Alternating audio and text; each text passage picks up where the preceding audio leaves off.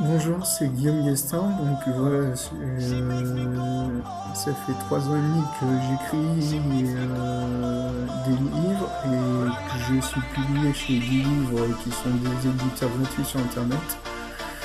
J'avais commencé à 19 ans en bac pro horticole à Chambéry avec mon premier livre intitulé Insomnie, cauchemar quotidien. Et aujourd'hui, je vais vous présenter mon nouveau livre intitulé Face brûler la quête.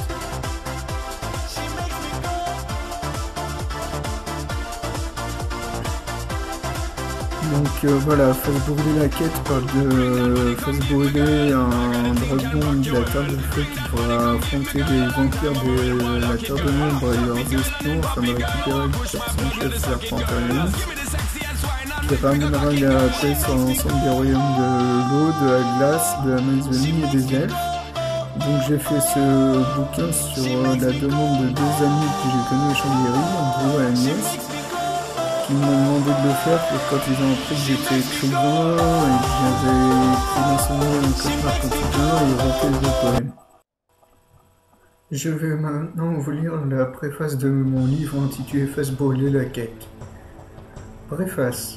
En l'an 0, la Terre de Feu, qui avait connu une existence paisible et secrète depuis sa création, fut découverte par Taylor, éclaireur de la Terre des Ombres, un vampire qui était les plus redoutables de sa lignée, créé par son chef Varys.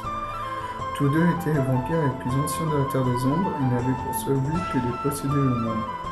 Sur ordre d'Varys, Taylor s'était mis à créer une armée composée des habitants des Terres de l'eau, de l'Amazonie et de la glace. Et les créatures, elles, étaient engagées comme des espions.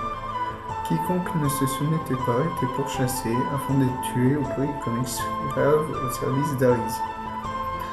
Les survivants devaient se regrouper dans les bois alentours pour échapper à la prise de pouvoir en attendant l'heure de la dernière guerre où tout pourrait changer. Durant des décennies, Aris ne cessait de répandre son pouvoir au-delà des territoires.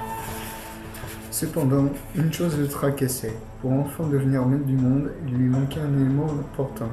Le cœur du chef des dragons de la Terre de Feu, dont les territoires lui demeuraient introuvables.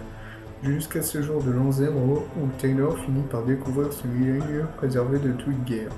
À partir de maintenant, le sort du monde ne dépendra que de la Terre de Feu, ainsi que de la détermination et du courage de son peuple.